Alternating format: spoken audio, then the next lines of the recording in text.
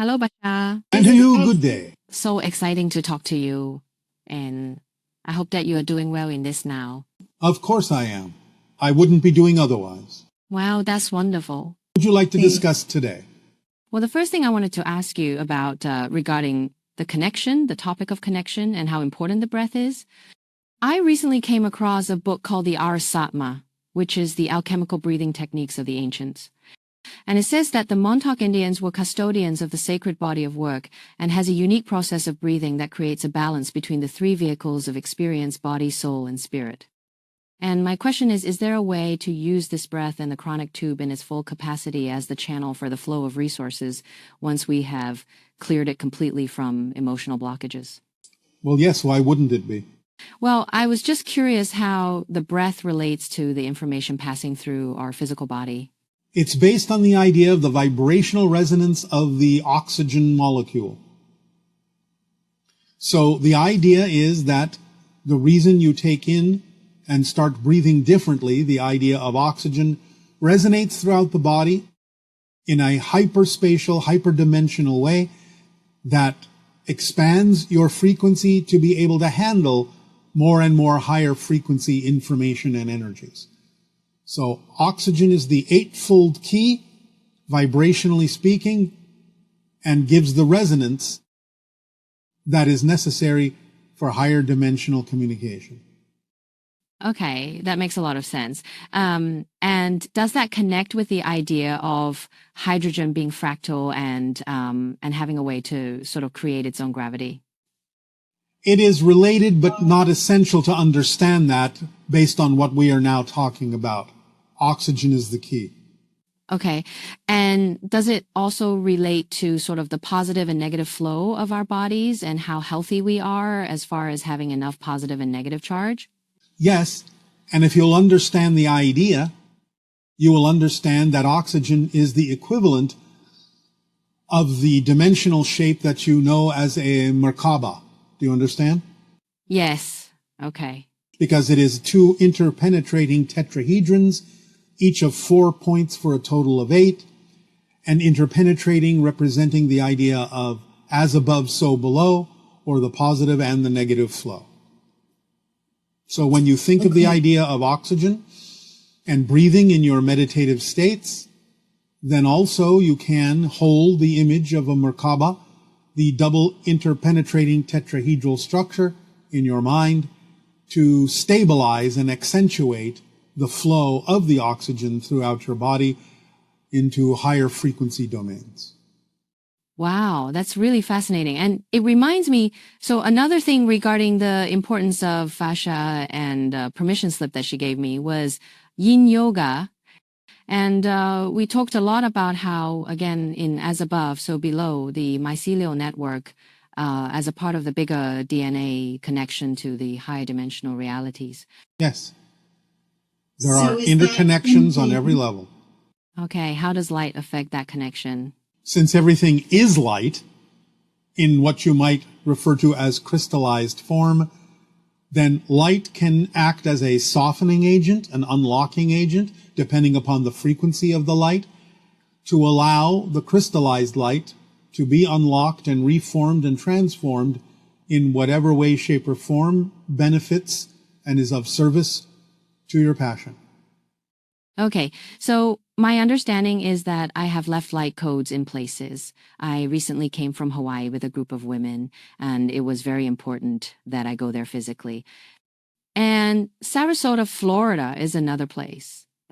And I'm curious about what it is that I'm not what I'm supposed to do, because I understand the light is sentient and it's there and my body, knows what to do. But I'm just curious about the idea of collecting light codes and how they are different or holding different information. And as we move through the galaxy, how the light is different for us now. Well, again, the idea of light codes is simply the freezing of certain patterns of information in its natural form of light, and recollecting them can be literally reminding yourself more completely of who and what you are. You may have left breadcrumbs for yourself, as you say, seeds of yourself that form the process of gathering yourself back together. Okay. And I have been working on that quite a bit. And as my last and other bigger question was, as I have realized that my biggest excitement in life was going through the process of addiction and healing, and not just healing for myself, but healing for my family. I understand it as sort of clearing generational trauma, generational patterns. And as that is my role, which I'm happy to take on, I've watched things change in my family. And I'm wondering how that then extends out to the collective. Is that something that I'm clearing by proxy that then it just sort of goes out, or is it a slow connection? Remember, everything is connected.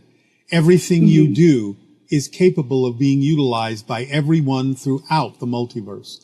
You may not always know how, you may not always know when, but the connection, the network exists, and everything you do and every choice you make and every energy you radiate offers an opportunity to all, in their own way, from their own perspective, the opportunity to consider other choices they may not have considered. Of course, it is always still up to them to match that frequency to have the experience that you may be offering.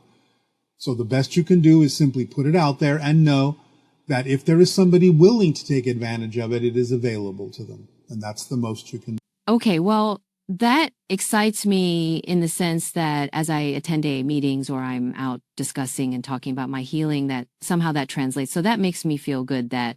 Yes, but you don't have to hope. You don't have to hope. You can know that it's available to those who wish to take advantage of it, but you have to remember that not everyone will, because you don't know what their path is right now. Eventually, all will understand in one way, shape, or form. But you have to let go of any need whatsoever of others to adopt what it is that you're sharing with them. It's none of your business what they do with it. Right. And I've heard you say that, and that makes a lot of sense to me. I also was wondering about, so elephants can feel vibrations from hundreds of miles away. And I understand that sensory information can only be processed if you have the right organ to process it, like dogs can smell things that we can't smell. I'm just curious if, as far as vibration goes and humans and the physical body, are the organs and the structures in our ears related in any way to that, the ones that we really don't understand? No, but the heart is. The heart is structured to receive those deeper vibrations and translate them into the body. Sometimes other organs may assist, but primarily the heart is the organ that receives those deeper vibrations. Okay, and is it the magnetic resonance that the heart creates through the heartbeat? Yes. That allows it to become bigger and expand our field? Yes. Okay. Well, I am just so grateful to have had this opportunity to speak with you. I thank you so much. The information that you put out, I apply, and it's very exciting to be able to be here with you today. So thank you. It is for us as well, and it is our passion and our pleasure to share the information with all of you. Avail. Avail. 如果你鍾意呢條片，記得俾個讚，分享俾你嘅朋友，同埋記得訂閱我嘅頻道。多謝大家支持。